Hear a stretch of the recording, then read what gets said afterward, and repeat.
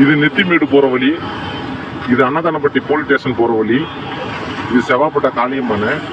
இந்த பச்சை colour building தான் கொடுக்கறது. செவாப்பட்ட காளியம்மன் கோயில் இங்க இருக்கு. இந்த பில்டிங் தான்.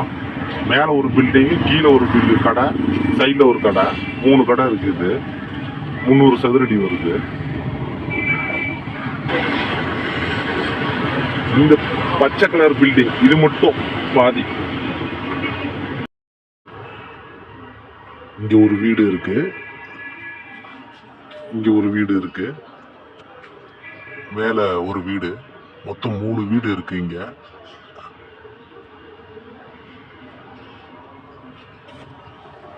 செவாப்பட்ட மெயின் ரோடு இது.